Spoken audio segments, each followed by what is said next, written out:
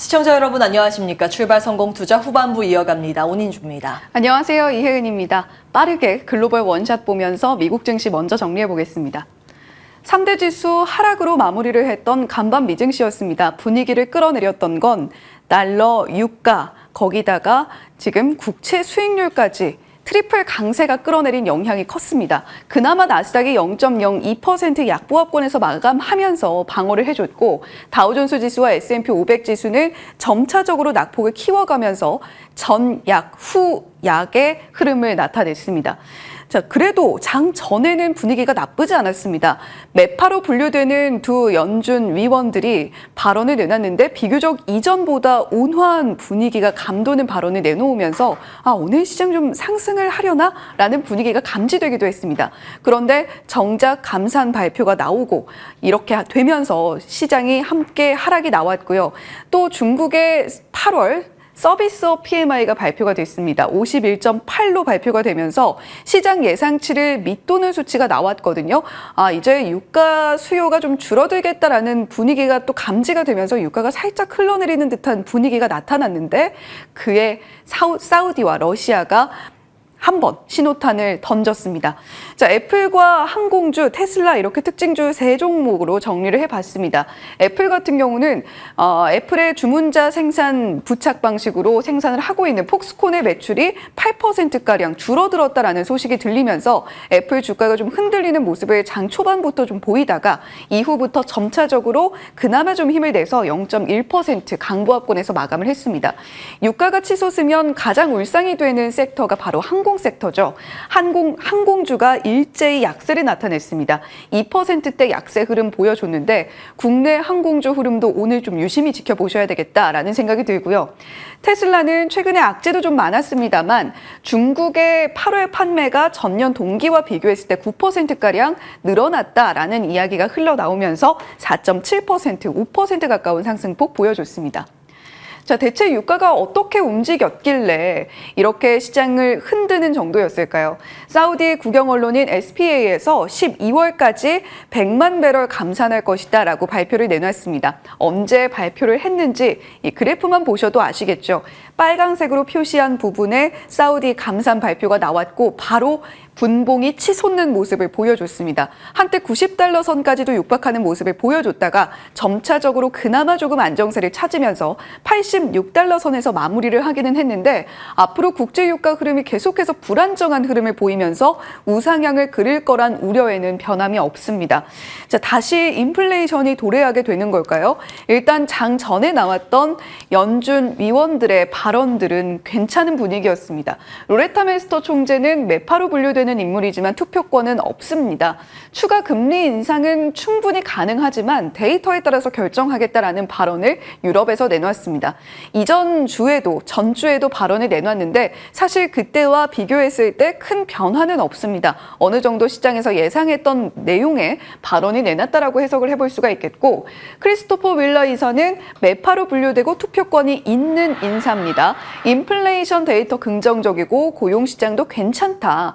상업용 부동산 리스크도 우리가 충분히 관리 가능한 선에 들어와 있다라는 이야기를 하면서 그렇게까지 빠른 금리 인상 필요 없을 것이다 라고 발언을 내놨습니다. 결국엔 두 인사 모두 데이터를 보고 결정하겠다라는 연준의 기존 입장과 큰 차이가 없었던 건데 일단 이렇게 사우디와 러시아의 감산 결정이 나온 이후에 또 인사들의 발언이 줄지어서 있습니다.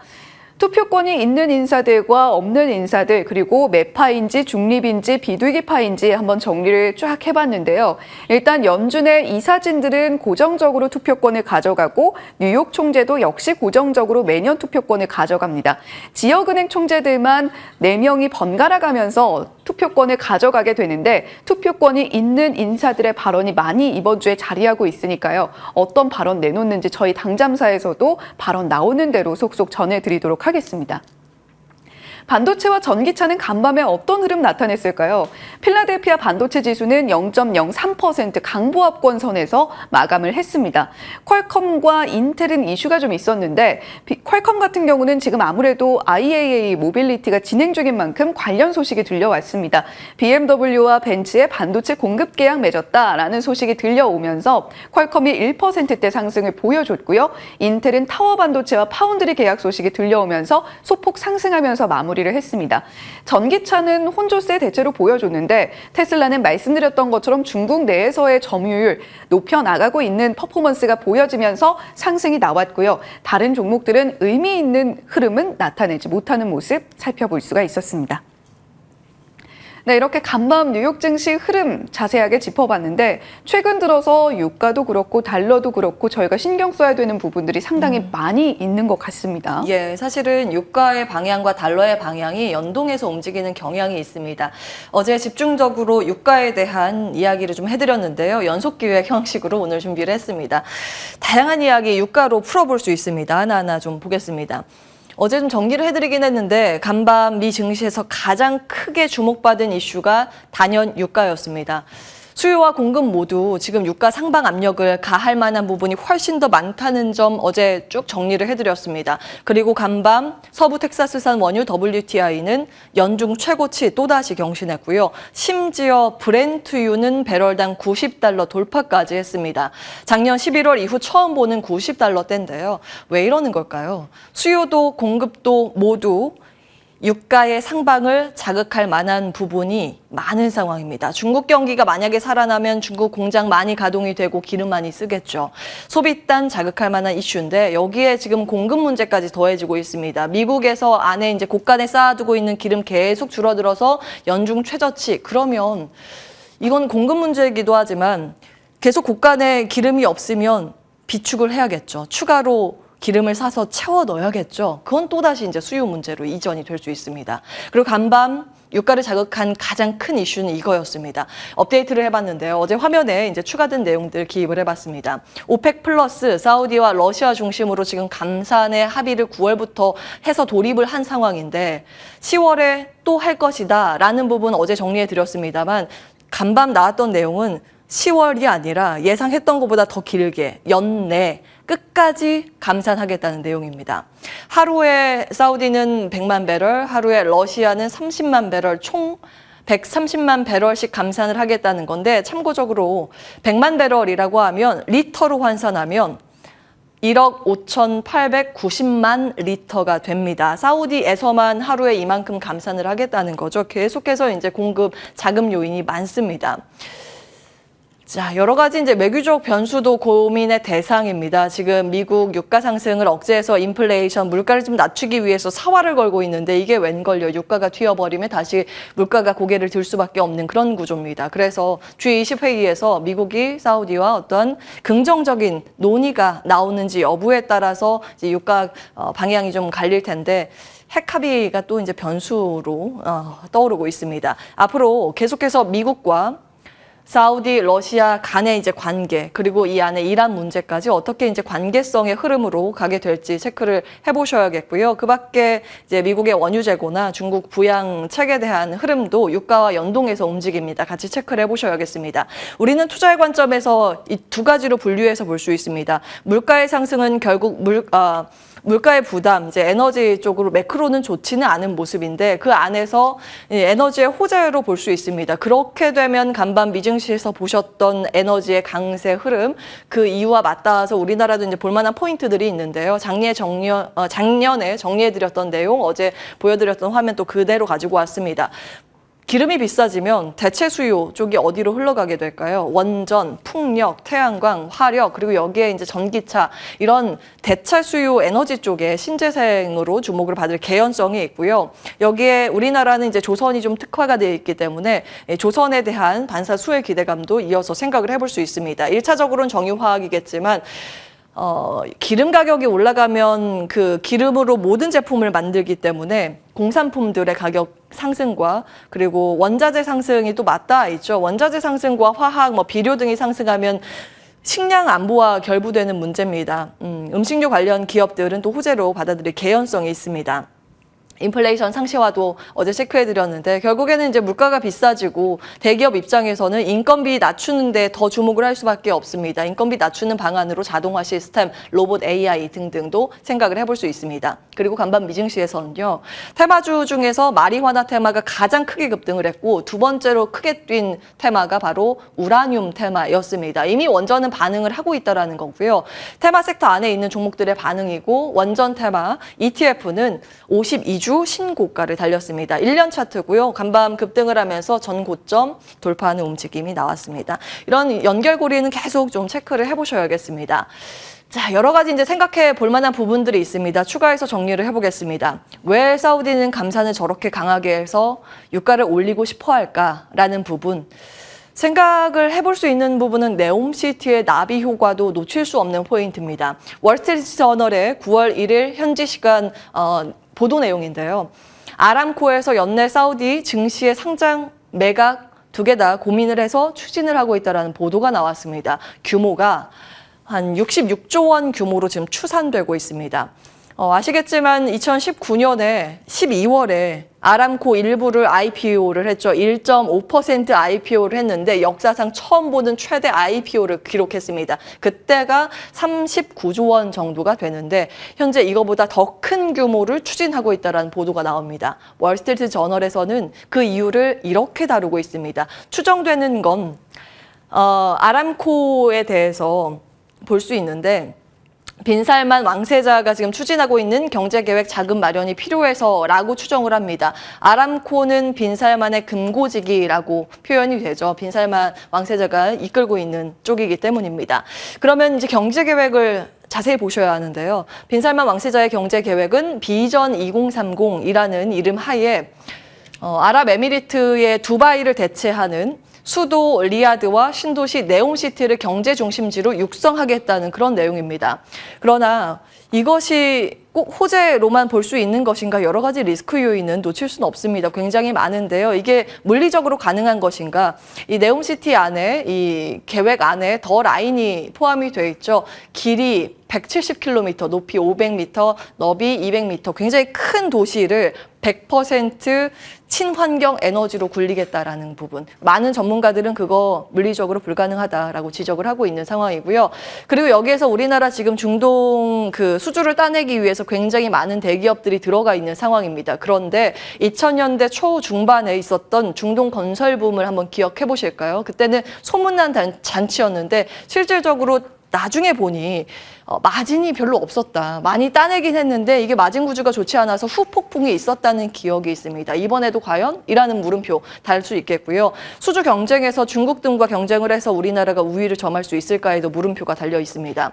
그리고 앞서 말씀드린 유가의 상승은 인플레이션 압박 요인이기도 하고 중앙은행이 매파로 선회하면서 다시 한번 긴축 사이클 강하게 나올 가능성, 이제 매크로적으로도 좋지 않은 그런 내용인데요. 결론적으로 물가가 다 올라가면 이 네옴시티를 할 때 들어가는 비용이 또 올라가게 되겠죠. 그럼 사우디 입장에서도 또 다른 비용 부담이 발생할 수 있습니다. 궁금해하실 것 같아서 네옴시티 우리나라 프로젝트에 추진을 이미 하고 참여 예정인 기업들을 좀 정리를 해봤습니다. 참고 정도만 하시겠고요. 그 유가로 인해서 여러 가지 우리가 고민을 해야 할 포인트가 있다라는 정도만 그려가시면 좋을 것 같습니다. 이렇게 이 시간에는 계속해서 한 가지 이슈, 조각조각 난 데이터들을 엮어서 큰 그림을 그려드리고 있는데요. 그 이유는 이렇게 한 가지 큰 그림만 확실하게 그려놓으면 적게는 한 개 분기, 길게는 수년간 그 투자의 아이디어 지속 적용을 할 수 있기 때문입니다. 5월 달에 보여드린 화면이죠. AI를 인터넷, 광고, 제약바이오, 금융, 로봇, IT, 자동차, 자율주행 차에 다 입힐 수 있는데 그 산업의 경로를 각각의 투자 포인트로 확인을 해보시면 좋을 것 같습니다. 라는 화면이었고요. 5월의 화면 안에 이미 루닛과 뷰노를 체크를 해드렸습니다. 그대로 가지고 온 겁니다. 제약바이오를 조금 더 예로 한번 체크를 해볼까요? 그 당시에 제약바이오 AI의 로직은 이렇습니다. 두 가지 포인트. 결론적으로 비용 절감에 AI를 입힐 수밖에 없는 산업의 방향이라는 점 체크해 드렸는데요. 그것은 기업 입장에서도 정부의 입장에서도 같은 궤를 그리고 있습니다. 기업 입장에서는 신약을 개발할 때 AI를 입혀서 시간과 비용을 줄이고자 하는 그런 방향이 있을 거고 정부는 돈 나가는 거 고 싶어 하겠죠. 건강보험 재정의 악화가 핵심입니다. 지금 기대 수명은 올라가고 있고 병의 발생 그 율도 굉장히 많이 올라가고 있죠. 그러면 결론적으로 국가 입장에서 총량적으로 건강보험 비용이 더 많이 지출이 됩니다. 그걸 줄이기 위한 방법 여러 가지가 있겠지만 아주 근본적인 방법 중에 하나가 병 안 걸리게 할 수 있도록 예방과 예측에 주목해서 AI를 여기에 입힐 가능성이 있습니다라는 차원에서 그 당시에 이제 루닛과 뷰노를 말씀을 드린 건데요. 사실 이러한 로직은 미국과 그대로 일맥상통한 부분이 있습니다. 지금 미국에서 캔서 문샷이 진행이 되고 있죠. 바이든 정부에서 25년 내에 암 사망률을 절반으로 줄이는 목표를 가지고 있는 프로젝트입니다. 여기에 이제 루닛이 처음 동참을 했던 거고요. 속속 추가되는 기업들 이름을 올리고 있습니다. 시장의 한 가지의 또 줄기인데 이제 추정이 되는 기업까지 이제 기입이 돼 있습니다. 이러한 매크로적인 관점에서 AI 산업의 방향성을 좀 그려가시는 것도 여러 분만의 여러 가지 브레인스토밍을 그려가시는 것도 투자의 관점에서 굉장히 흥미로운 일이 아닌가 싶습니다. 상한가를 기록한 그 기업들을 통해서 테마 순환의 흐름도 한번 정리를 해봤는데 8월 29일부터 각각 상한가를 기록한 기업 그리고 테마의 섹터 이름 기입을 해봤습니다. AI 소프트웨어, 자율주행, 로봇, 반도체, 자율주행, 재건, 로봇, 의료, AI 모두 이 안에서 움직이고 있다는 거 확인해 보실 수 있습니다. 다음 보겠습니다. 그래서 이제 루닛 이야기를 조금 더 하고자 합니다. 루닛은 체크해야 할 포인트들이 좀 여러 가지가 있기 때문입니다. 8월 24일 당잠사에서 루닛에서 유무상증자 발표를 했고 그 안에서 이제 봐야 할 포인트들 좀 정리를 해드렸는데요. 규모가 크기는 하죠. 유상증자 2천억 원 규모고 1:1 무상증자를 바로 시행을 하겠다라는 내용입니다. 이것도 긍정적으로 볼 수 있겠고 여기 유상증자의 주요 경영진이 100% 참여를 하겠다라는 내용도 긍정적으로 해석을 할 수 있습니다. 드렸습니다. 근데 앞으로의 체크 포인트는 이것은 결론적으로 주주가치의 희석에 효과를 볼 수 있고 반면에 그 자금 일부는 AI 의료 비전에 투입을 해서 성장성에 주목을 할 수 있습니다. 시장은 아직까지 여기에 주목을 하고 있는데요. 여전히 과제는 최근 주가 급등에 따른 그 정당화 움직임이 나와야 합니다. 그러나 분위기를 탄 이런 종목군과 테마군에서 유상증자는 오히려 호재로 작용을 하고 있다는 걸 어제 우리 시장이 입증해 줬습니다. 루닛이 상한가로 직행하는 모습 눈에 띄었는데요. 앞으로의 체크포인트 정리를 해봤습니다. 차기 폐암학회의에서 이 종양 검체 조직 위치한 3차 림프 구조를 AI로 분석해서 치료 반응을 예측한 결과 발표를 할 예정입니다. 여기에 대해서 시장의 평가 그리고 센티멘트 측면에서 영향을 미칠 부분들 체크해 보셔야겠고요. 그리고 또 한 가지 이거는 좀 긍정적으로 볼 수도 있을 만한 내용인데 MSCI 11월 편입 후보군 쭉 나와 있습니다. 높은 확률로 편입 가능한 기업들 그리고 좀 낮은 확률로 편입 가능한 기업들인데 시세 변동이 있으면 특히 뭐 시총이 올라가거나 유동 비율이 올라가면 이제 이 허들을 넘게 되겠죠. 루닛이 여기에 있는데 여기에서 어제 종가 수준 기준으로 봤을 때 상한가 정도가 2번 나오고 유상증자 물량까지 더해진다면 이 편입 과시권에 이제 진입을 하게 됩니다. 혹시 이제 루닛 보유하고 계신 분들은 한 가지의 수급 포인트로 정리를 해보시면 되겠습니다. 자, 어제 흐름입니다. 주도 테마 복귀의 흐름이 아주 명확하게 나왔습니다. AI 산업과 중국 소비 관련해서 앞으로의 체크 포인트 화장품 일정이 있습니다. 같이 보시면 되겠고요. 그 밖에 소소한 강세 흐름 전장 부품 쪽이었습니다. 어제 이제 당잠사 시간상 다루진 못해서 개장 중계하면서 이 내용들 정리해 드렸는데 시세 반응이 있었던 쪽이고요. 이 전장 부품 관련해서는 과거에 좀 체크를 해드렸습니다. 궁금하신 분들은 캡처해 두시고 다시 보시면 되겠습니다. 지금 반응이 가장 크게 나오는 게 카메라 모듈 쪽이라는 점, 그리고 소프트웨어 쪽은 현대 오토에버라는 점 다시 한번 체크해 드리고요. 시간 외거래 움직임 크게 2가지로 나눠서 볼 수 있습니다. 첫 번째 당뇨 비만 관련 테마주 이제 과거에 많이 정리를 해드렸기 때문에 아실 것 같습니다. 지금 가장 크게 주목을 받고 있는 게 위고비 계열 GLP-1이라는 그 물질이죠. 원래는 당뇨 치료제로 만들었는데 비만에도 효과가 있다. 그 지방 간염 쪽 비알코올성 지방 간염에도 효과가 있고 심혈관도 효과가 있고 계속 보니까 얼마 전에 이제 추가해드린 내용인데 신부전에도 임상 3상 결과 흐름이 좋았다라는 부분. 여기에다가 이번에 좀 추가된 부분은 뭐 알코올, 담배 등의 중독 치료 임상에도 괜찮은 것 같은데 하면서 이건 이제 초입 단계입니다. 추진을 한다라는 그런 소식 때문에 이 GLP-1 전 개발하는 기업들 과거에 좀 체크해 드렸는데 여기에서 어제 시간 매거래에서 상한가 기업이 나왔습니다. 체크 정도만 하시면 되겠습니다. 자, 이 밖에 이제 보안 관련해서 테마주 정부의 움직임 기대감으로 움직였던 종목들 AI 시간 외거래의 움직임들 같이 체크해 보시면 되겠습니다. 당잠사였습니다.